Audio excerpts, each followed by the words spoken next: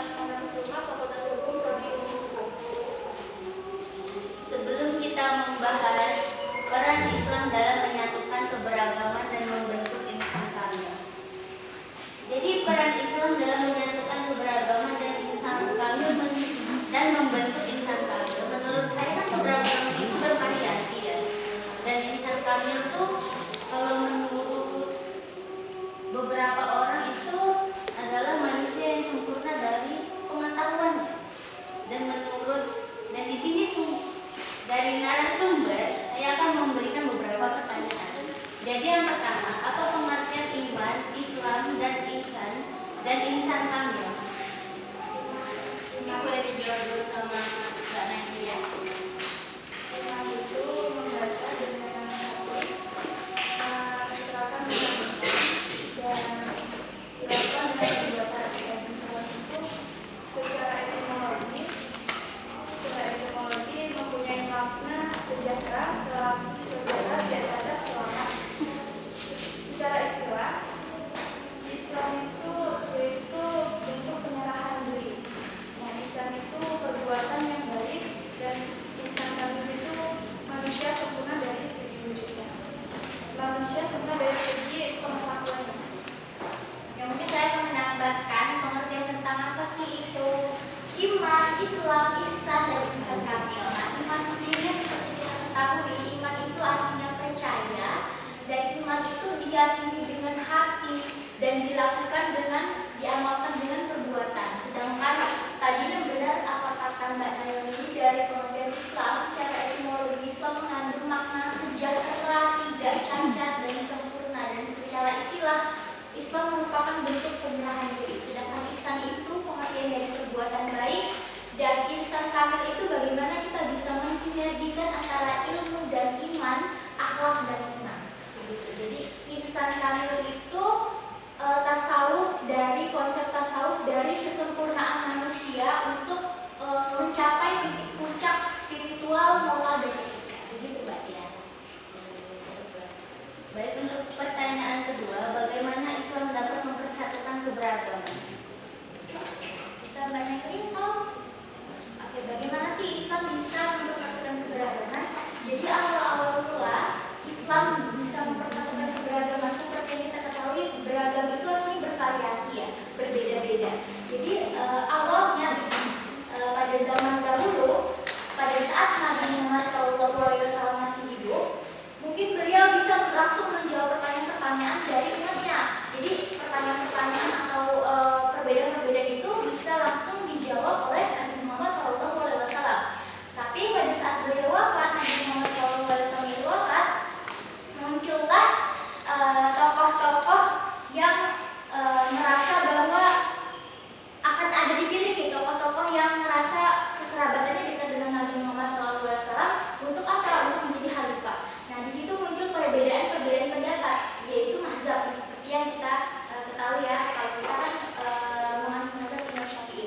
Nah, zaman dahulu setelah Nabi Muhammad SAW wafat, muncul pendapat-pendapat yang berbeda gitu ya. Ada mazhab dari Sunni dan mazhab dari Syiah.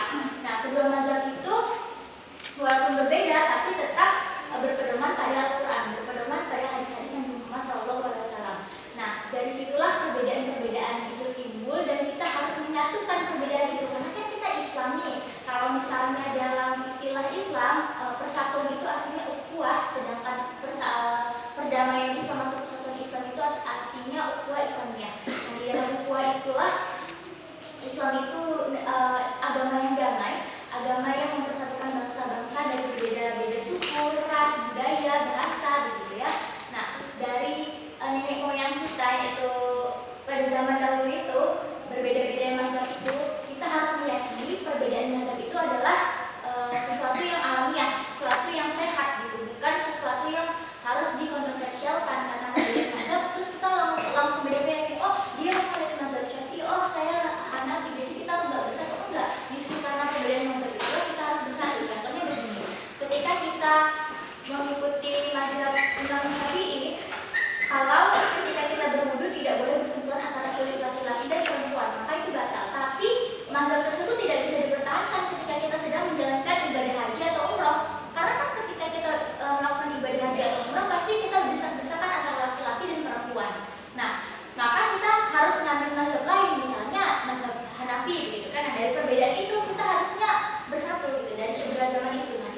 munculnya Islam sebagai agama yang toleransi, bukan sebagai agama yang intoleran. Jadi Islam itu dari situ pelopornya, dan kita sampai sekarang pun kita menganut sistem yang toleransi, terbuka kepada agama apapun, dan kita tidak bisa menghakimi atau mengkafirkan seseorang begitu saja, karena itu adalah Allah, itu adalah kuasanya Allah. Kita itu ya kita toleransi gitu. Mungkin Naila ada tambahan? Bagaimana sih Islam mempersatukan keberagaman? Apa sudah cukup? Sudah cukup Mbak Tiara. Jadi keberagaman Islam dapat mempersatukan keberagaman itu lewat toleransi itu tadi. Iya betul. Dan ada lagi tambahan, kalau Islam itu mengakui keberagaman itu juga ada dalilnya. Ada di Quran surah Al-Hujurat ayat 13 yang mungkin teman-teman bisa baca. Dan dalam Islam seorang muslim dilarang memaksa orang lain untuk meninggalkan agamanya dan masuk Islam dengan terpaksa. Itu pun ada dalilnya di Al-Quran kita, Quran surah Al-Baqarah ayat 250. Iya betul, kita toleransi dengan batasan-batasan tertentu, dengan masih dalam kodrat dan koridor kita sebagai agama Islam. Jadi kita ke pertanyaan selanjutnya, apa korelasi iman, Ihsan, dan Islam? Iman, Islam, dan Islam itu adalah satu kesatuan yang tidak bisa dipisahkan satu dengan lainnya. Dibandingkan bangunan rumah yang saling menguatkan satu sama lainnya kan. Jadi itu apa ya? Bangunan rumah, jadi dia itu memperkuat bangunan rumah supaya memperkokoh. Mungkin bisa saya tambahkan, korelasi antara iman, Islam, dan Ihsan itu saling berkaitan satu sama lain. Dimana tadi sudah kita jelaskan apa itu iman, dimana yaitu percaya dan diamalkan dengan perbuatan begitu ya. Lalu Islam itu adalah tiangnya, kayak pondasinya begitu. Dan Ihsan adalah perbuatan baik. Bisa kita gambarkan gitu ya, dalam sebuah bangunan rumah satu kesatuan yang tidak bisa dipisahkan. Kalau satu aja terpisah maka akan nggak balance gitu, nggak balance gitu. Jadi dimana iman itu adalah dasar yang harus kita punya. Pertama adalah iman, lalu Islam, dan kemudian disempurnakan oleh Ihsan, yaitu perbuatan. Jadi kita ke pertanyaan selanjutnya, mengapa umat Islam terpecah ke dalam banyak mazhab dengan keyakinan? Adakah dasar-dasar atau dalilnya? Oke, terima kasih kepada Mbak Ira. Mbak atau oke. Jadi seperti yang sudah saya jelaskan tadi, kenapa sih Islam itu muncul banyak mazhab gitu ya? Karena tadi karena Nabi Muhammad SAW telah wafat dan muncullah perbedaan persepsi. Apa sih dalilnya?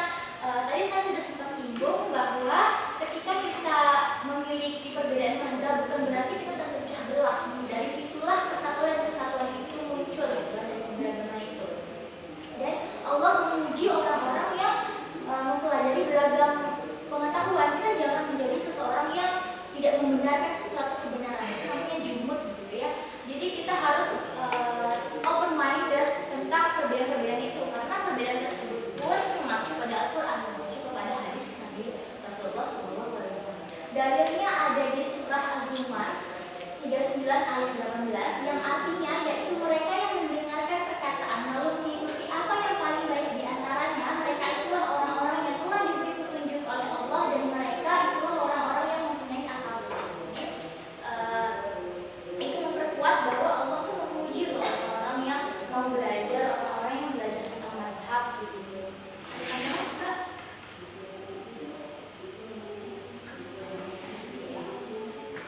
Iya, betul. Di surah Al-Baqarah ayat 213 juga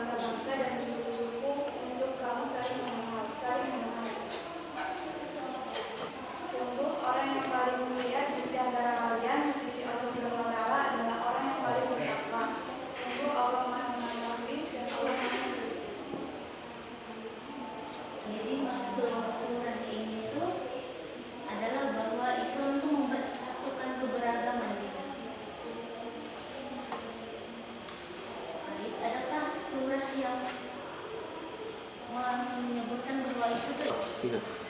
Yang artinya, dan apabila sampai kepada mereka suatu berita tentang keamanan ataupun ketakutan, mereka langsung menyiarkannya. Padahal apabila mereka menyerahkannya kepada Rasul dan ulil amri di antara mereka, itulah orang-orang yang ingin mengetahui kebenarannya akan dapat mengetahuinya secara resmi dari mereka Rasul dan ulil amri.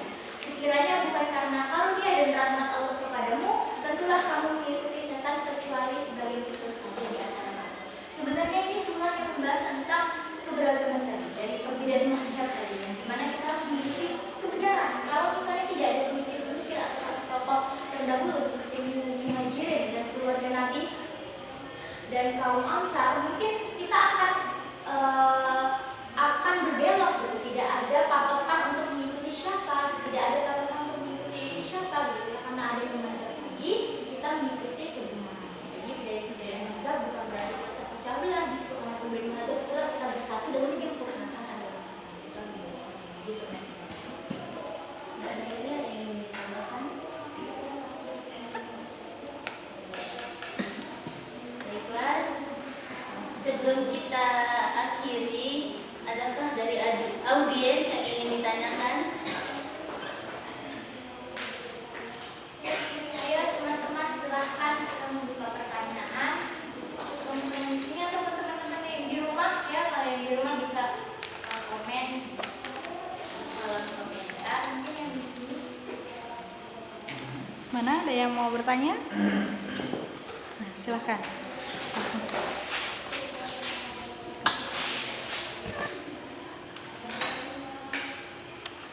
Ya. Assalamualaikum warahmatullahi wabarakatuh. Waalaikumsalam warahmatullahi wabarakatuh. Perkenalkan, saya Muhsin. Saya ingin bertanya kepada kelompok 3. Tadi sempat disinggung masalah iman, Islam dan ihsan seperti itu.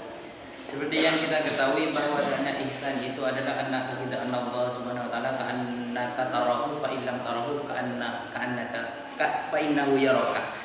Yaitu kita harus beribadah kepada Allah seolah-olah kita itu melihat Allah, dan jika kita tidak melihat Allah maka sesungguhnya Allah itu melihat kita. Dalam konteksnya itu kita berperilaku baik, kita seolah-olah kita dilihat oleh Allah, dinilai oleh Allah, seperti itu contohnya. Pertanyaan saya, bagaimana tipsnya dari mbak-mbak semua agar kita seolah-olah jika melakukan ibadah itu ada yang mengawasi, ada yang menilai, seperti itu. Terima kasih.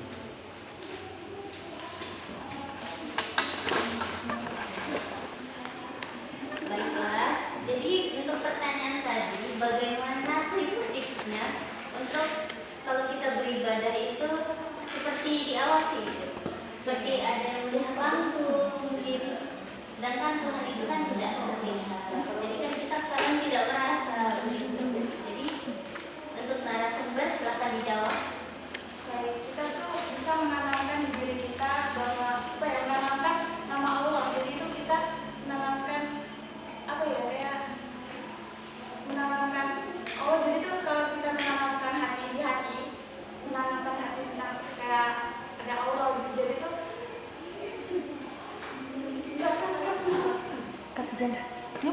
Lanjut aja, bisa saya tambahkan ya. Gimana sih tips supaya kita itu ketika beribadah seolah-olah diawasi? Kita jangan punya mindset seolah-olah kita diawasi.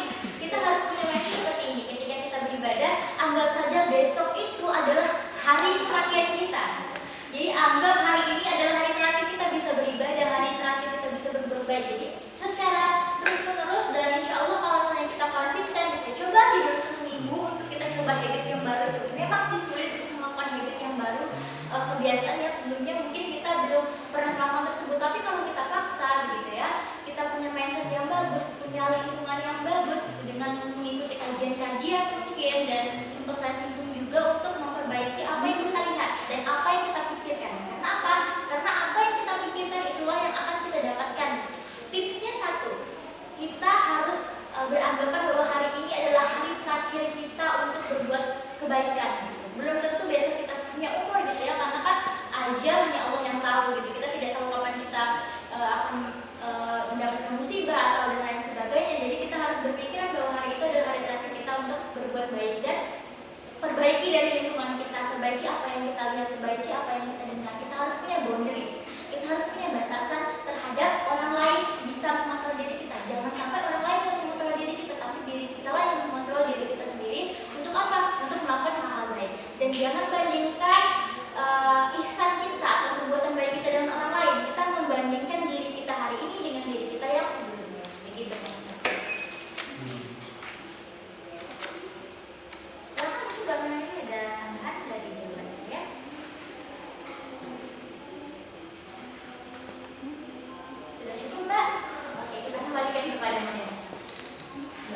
Jadi yang peran Islam dalam menyatukan keberagaman dan membentuk insan kamil itu jadinya menyatukan keberagaman itu dari pasang-pasang yang berbeda tadi, toleransi kan agama yang berbeda. Di situ kita menyatukan keberagaman dan untuk membentuk insan yang kamil tadi lewat beribadah kepada Allah dan dengan melaksanakan ihsan tadi, perbuatan baik.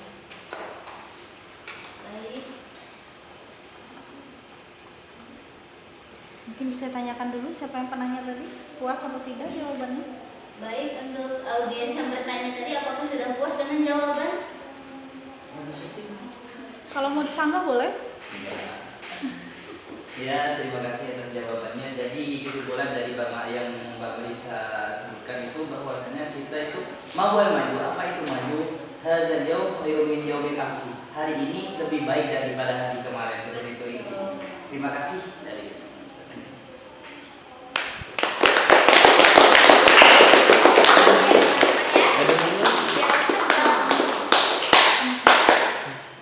Sekian dari podcast kita hari ini. Bila ada kesalahan kata, saya mohon maaf. Wabillahi taufiq wal hidayah. Wassalamualaikum warahmatullahi wabarakatuh.